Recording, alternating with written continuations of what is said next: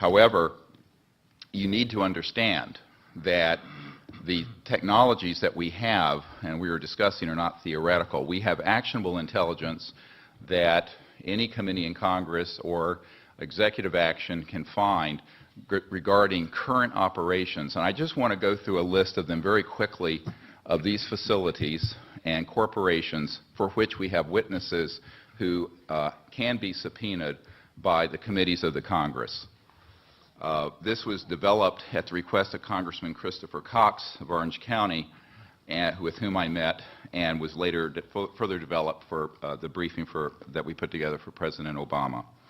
These facilities are the Edwards Air Force Base and subsections where at the dry lake bed where the Lockheed Skunk Works operations, Haystack Butte, China Lakes, George Air Force Base, and the closed Norton Air Force Base, where an anti-gravity device, so-called alien reproduction vehicle, for which we have the schematics, was seen by Frank Carlucci and others on our witness team.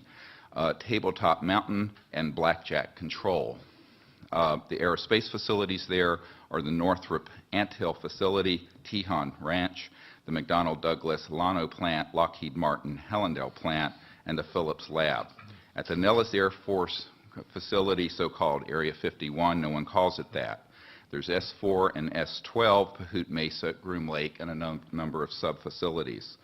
The most important facility is in Utah, near Provo, the Dugway Proving Grounds, all of which is underground, and the airspace above it is classified. There are no roads into this facility. The New Mexico facilities include Los Alamos National Labs with underground connectors to the so-called Dulce area where the biological work is being done, and Kirtland Air Force Base. And the complex there includes Sandia National Laboratories, Phillips Labs, Manzano Mountain Weapons Storage Facility, Coyote Canyon, and the White Sands Complex. In Arizona, near Fort Huachuca, which is Army Intelligence Headquarters, there is a UGB underground base where one of our witnesses, who will testify, worked on 9 separate extraterrestrial vehicles that had been down through advanced electromagnetic pulse weapons, and there are several different species of extraterrestrial biologicals stored at that facility. The other facilities, and this goes on, include a special compartmented area of Cheyenne Mountain, where we have witnesses in our team who can be subpoenaed, where we have tracked extraterrestrial vehicles in our solar system that were measuring 26 miles in diameter. There are also facilities in Australia, a key one being Pine Gap, the so-called Alice Springs facility, which is mostly a U.S. Air Force facility, even though it is in Australia. I recently talked to the Deputy Prime Minister of Australia about this. Also, the Redstone Arsenal and the Marshall Space Flight Center.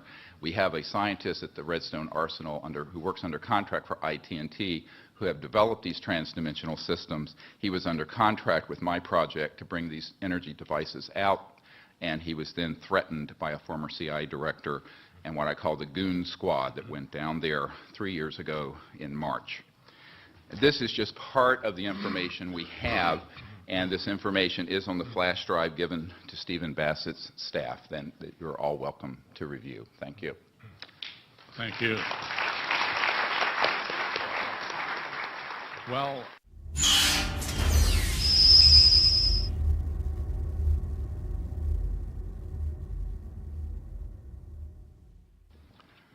although as Minister of National Defense, I had sighting reports of UFOs. I was too busy to be concerned about them at the time because I was trying to unify the Army, Navy, and Air Force into a single Canadian Defence Force. And that itself was a kind of battle to the finish. So this was not high on my agenda. But about 10 years ago, I started getting interested due to a young man from Ottawa sending me material on the subject. I told him I was too busy to read it, but he had confidence that someday I would. It took me a while to get around to reading it, but I took it for my summer reading in 2005 and was really impressed with what was contained in it. And what I thought to myself is there are huge issues here, huge issues. And the American people and the people of the world have a right to know what's going on, because they're part of it. It's not just an isolated thing. I accept the invitation of Victor Vigiani, who's over here somewhere, and his cohort, Mike Bird, to speak to a symposium at the University of Toronto. And I said, UFOs are as real as the airplanes flying overhead. That gave me the dubious distinction of being the first person of cabinet rank in the G8 group of countries to say so unequivocally.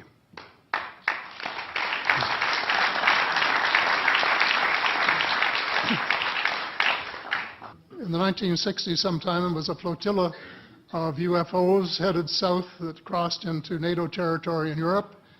And the commander-in-chief of the Supreme Allied headquarters in Europe was naturally very shaken. Fortunately, or maybe divine providence, before the panic button was pushed, the flotilla turned around and headed back north. Obviously, they had thought maybe they were Russian, and they were very concerned about it. Anyway, an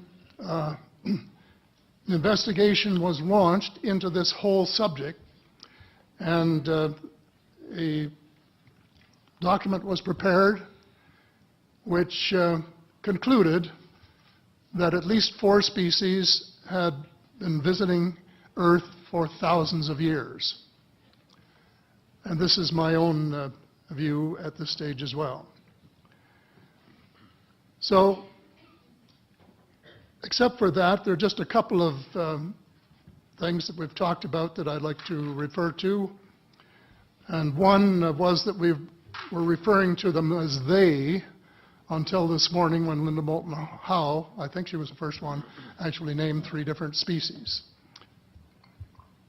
I don't think we can any more refer to them as they, because they're not an amorphous mass. They are different species and consequently may have different agendas. I don't think we can say that they all have the same agenda any more than we could say that the United States, China, and Russia had the same agenda. Our real interests may be very similar, but as of now, our perceived interests are still quite far apart. One more observation before I begin what I want to say, and that is that we spent quite a bit of time talking about the 66-year-old cadavers, and I was glad to have Linda this morning finally say that there are live ETs on Earth at this present time, and at least 2 of them probably working with the United States government. The other species that I learned about not too long ago was called the tall whites. And this is when Paula Harris broke the story just a few years ago.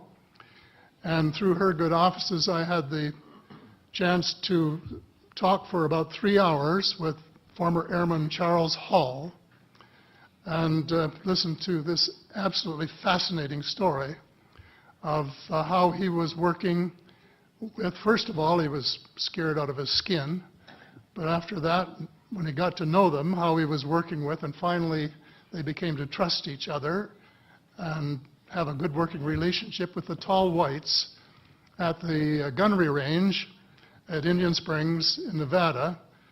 And these tall whites were living on United States Air Force property and working in cooperation with the United States Air Force and sharing technology with them. He wrote a book, incidentally, called Millennial Hospitality. There are 4 different versions, but Paula says that Millennial Hospitality number 2 is the best. I think that's the one I read, and it's a very interesting read if you want to sort of get inside the problem of what it's like to bump into these people floating across the terrain in the desert. Well, enough on that for now. My interest is in full disclosure. And my only caveat is I think probably I would say 95 to 98% full disclosure. I know of 1 or 2 things that I'm not sure should be in the public domain, at least yet. They will be someday, I'm sure, but not maybe immediately. But just as children survive the idea of the Tooth Fairy and Santa Claus when they become adult, I think that tax-paying citizens are quite capable of accepting the new and broader reality that we live in a cosmos teeming with life of various sorts. The fact that some other civilizations are more advanced than we are may be humbling. It exists, and it's being kept secret by the same vested interests who control our destiny. Who are these vested interests, and what are they up to? Well, Senator, you were talking about a military junta.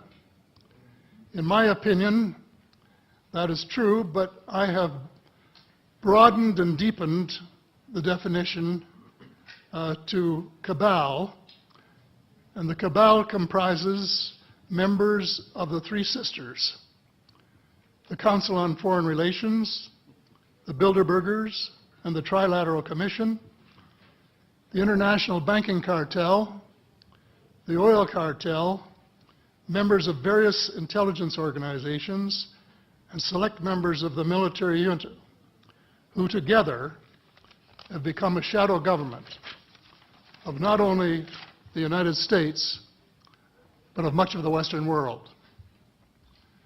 The aim of the game is a world government comprising members of the cabal who are elected by no one and accountable to no one.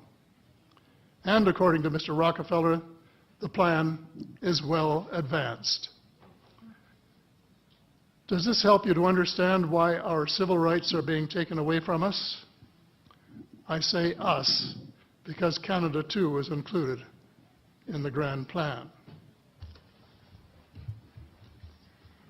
So here we are more than a decade later fighting another war that can't be won. There is no country on earth powerful enough to protect its citizens against fanatical hate, as we learned from the Boston Marathon.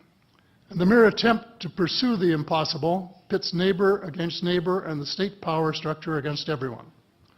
All of the freedoms won by the millions of men and women who fought and died in World War II are being flushed unceremoniously down the drain. The only hope of peace is a negotiated settlement. This will require a paradigm shift in American attitudes.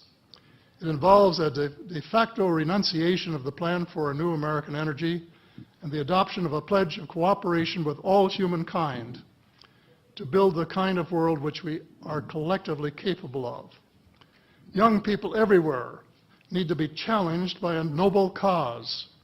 They need to be involved in arresting global warming, creating a banking system that is just and sustainable, and lead the way in the transformation to the new reality that we have to live in harmony with our celestial neighbors, as well as seeking peace on earth. In a word, we have to become spiritual beings and practice the one tenet that the world's major religions have in common, and that is the Golden Rule.